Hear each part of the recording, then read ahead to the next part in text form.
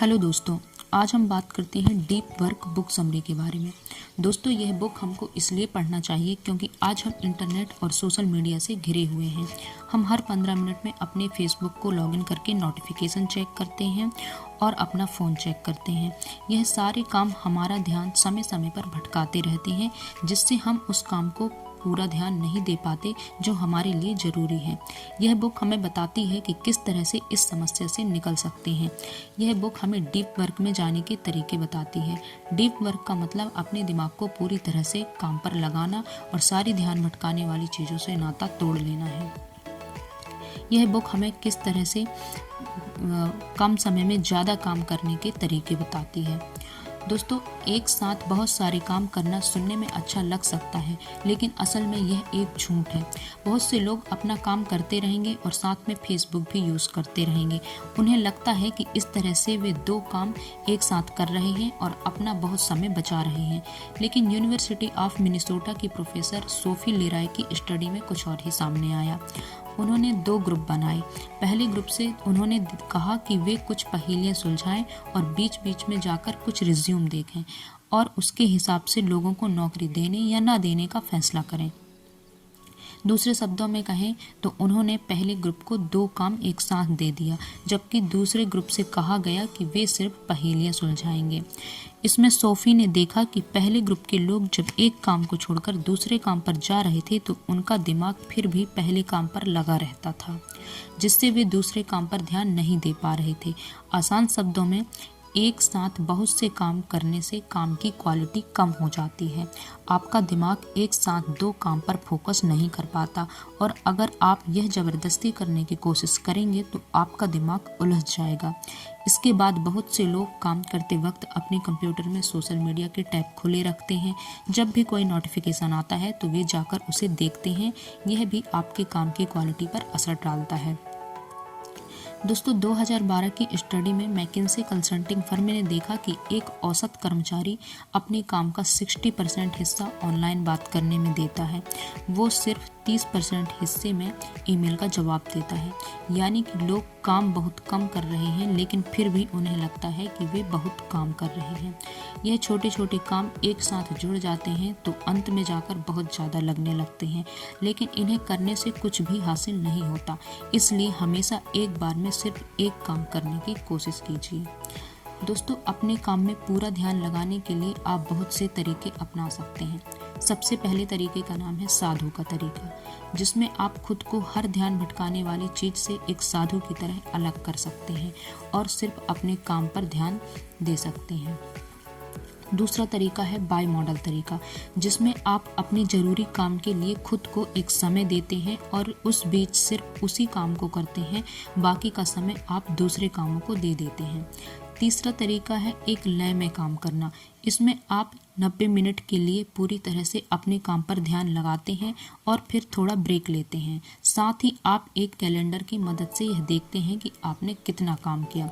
अंत में आता है जनरलिस्ट तरीका, जिसमें आप कोई भी खाली समय देखकर अपने काम पर चले जाते हैं और उसे करते रहते हैं।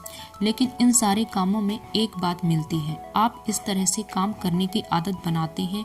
आप अपने मूड के हिसाब से काम नहीं करते, बल्कि हर दिन एक रूटीन बनाते हैं, जिस वजह से आप हर दिन अपना मूड खुद से बनाकर काम के लिए निकल जाते हैं। दोस्तों, खुद को भटकने से बचाने के लिए आप एक खाली जगह खोज सकते हैं या फिर अपने ऑफिस के बाहर एक डू नॉट डिस्टर्ब का बोर्ड लगा सकते हैं। आप खुद को भटकने से रोकने के लिए कोई भी तरीका अपना सकते हैं। इसके अलावा अपने फ़ोन को स्विच ऑफ कर दीजिए। साथ ही अपनी सेहत पर ध्यान दीजिए। यह देखिए कि आप जो कुछ भी कर रहे हैं उसे हर रोज़ करें। अपनी सेहत का ख्याल रखिए ताकि आप अपने काम को हर रोज़ अच्छे से कर पाएँ। दोस्तों, टेक्नोलॉजी के इस्तेमाल को कम कर दीजिए और अपने दिमाग को फोकस करना सिखाइए। आज के टाइम में हमारा ध्यान भटकाने के लिए बहुत सी चीज़ें हैं। साथ ही हमारा दिमाग किसी एक चीज़ पर ध्यान लगाने के लिए नहीं बना है। हमारा दिमाग इस तरह से डिज़ाइन किया गया है कि इसका ध्यान हर वक्त भटकता रहे। इसकी वजह यह है कि जंगलों में जब हम आदिवासियों की तरह रहते थे तो एक चीज़ पर ध्यान लगाए रखना हमारे लिए नुकसानदायक हो सकता था, क्योंकि इससे हम किसी जानवर के शिकार हो सकते थे। साथ ही हर वक्त ध्यान भटकाते रहने से हम नए मौके खोज पाते हैं। लेकिन हमारी यह खूबी जंगलों में रहने के लिए ज़रूरी थी, शहरों में रहने के लिए नहीं। अपने दिमाग को काम पर लगाने के लिए आपको सबसे पहले फोकस करना सीखना होगा। नहाते वक्त, कपड़े पहनते वक्त या टहलते वक्त यह सोचिए कि आप किस तरह से अपना दिन बिता रहे हैं या वो कौन सी चीज़ें हैं जो आपका समय खा रही हैं। इसके बाद जब आपको समस्या मिल जाए तो आप उसके अलग अलग समाधान खोजिए। जब आपको यह भी पता लग जाए कि आपको क्या काम करना है तो खुद से यह पूछिए कि किस तरह से आप उस काम को करके अपनी मंजिल तक पहुंच सकते हैं। इसके साथ ही सोशल मीडिया को लेकर अपनी आदतों पर भी ध्यान दीजिए। यह देखिए कि आप सोशल मीडिया का इस्तेमाल क्यों कर रहे हैं। अगर आप लोगों से जुड़े रहने के लिए यह सब कर रहे हैं या कुछ काम की वजह से इसे इस्तेमाल कर रहे हैं, तो क्या आप असल में वो काम कर रहे हैं, या फिर आप चाहें तो 1 महीने के लिए सोशल मीडिया बंद करके रख सकते हैं। इसके बाद आप खुद से यह सवाल पूछिए, सोशल मीडिया का इस्तेमाल ना करने से आपकी ज़िंदगी बेहतर बनी या नहीं। क्या किसी को आपके सोशल मीडिया इस्तेमाल ना करने से कुछ फ़र्क पड़ा? क्या कोई ऐसा काम था जो उसे इस्तेमाल ना करने की वजह से पूरा नहीं हुआ? इस सवाल से आपको जो भी जवाब मिले उसके हिसाब से यह फैसला कीजिए कि आपको सोशल मीडिया इस्तेमाल करना चाहिए या नहीं। दोस्तों, अपने खाली समय को ठीक तरह से इस्तेमाल करने के लिए प्लानिंग कीजिए। जब हम दिन भर के काम से खाली होकर घर पर पहुंचते हैं तो हम इतने थके होते हैं कि हमारा कुछ भी काम करने का मन नहीं करता, लेकिन फिर भी हम टीवी देखने के लिए या इंटरनेट यूज़ करने के लिए समय निकाल लेते हैं और वो सारे काम करने का हमारा मन करता है। यह सारे काम करने के बाद हम और भी थक जाते हैं, फिर हमें रात को अच्छे से नींद भी नहीं आती। इस तरह के हालात से खुद को बचाने के लिए आप प्लानिंग कीजिए कि किस तरह से आप अपने खाली समय का यूज़ करेंगे। अपने ज़रूरी कामों को और दूसरे कामों को अलग समय दे दीजिए। अगर आप 1 घंटे के लिए अपना ज़रूरी काम करते हैं तो 1 घंटे के लिए दूसरे काम भी कर सकते हैं। अब यह ज़रूरी नहीं है कि आप हर रोज़ एक सख्त टाइम टेबल के हिसाब से चलिए। यहाँ पर हमारा मकसद है यह तय करना कि आप किस तरह से अपने खाली समय का इस्तेमाल कर सकते हैं। इसके लिए आपको यह भी प्लान करना होगा कि आप अपनी शाम को हर रोज़ क्या करेंगे या फिर छुट्टियों के दिनों में आप क्या काम करेंगे। खुद को एक काम पूरा करने के लिए एक समय दे दीजिए और उस समय के अंदर उस काम को पूरा करने की कोशिश कीजिए। इस बीच अपने फ़ोन को बंद रख दीजिए और ईमेल चेक करना छोड़ दीजिए। इसके अलावा कुछ दूसरे कामों को करने के लिए भी समय निकालिए ताकि आप अपने दिमाग को फ्रेश कर सकें।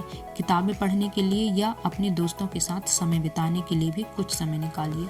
यह सारे काम करने की प्लानिंग भी एडवांस में कीजिए। दोस्तों, आज के टाइम में बहुत से लोगों का मानना है कि वे एक साथ 2 काम कर सकते हैं, लेकिन यह गलत है। आपका दिमाग एक बार में सिर्फ एक काम पर ध्यान लगा सकता है। इसलिए अपना ज़रूरी काम करते वक्त इंटरनेट या सोशल मीडिया का यूज़ मत कीजिए। अपने दिन को प्लान कीजिए ताकि आप अपने खाली समय का यूज़ अच्छे से कर पाएँ। अगर आप दिन के अंत में पूरी तरह से थका हुआ महसूस करते हैं तो इंटरनेट को कम यूज़ कीजिए। अपनी डायरी पर लिखिए कि आप दिन में कब कब इंटरनेट का यूज़ करते हैं। इसके बाद सिर्फ दिए गए समय में ही इंटरनेट का यूज़ कीजिए। इस तरह से आप अपनी इस आदत पर काबू कर पाएंगे। बहुत बार ऐसा होता है कि हम खुद को एक समय देते हैं इंटरनेट इस्तेमाल करने के लिए, लेकिन हम अनजाने में कुछ ज़्यादा देर तक उसे यूज़ करते रहते हैं। लेकिन अगर आप दिन के दिए गए समय में ही इंटरनेट यूज़ करेंगे तो आप पाएंगे कि आप पहले से बेहतर काम कर पा रहे हैं। तो थैंक यू दोस्तों, इस वीडियो को लाइक एंड सब्सक्राइब ज़रूर करें।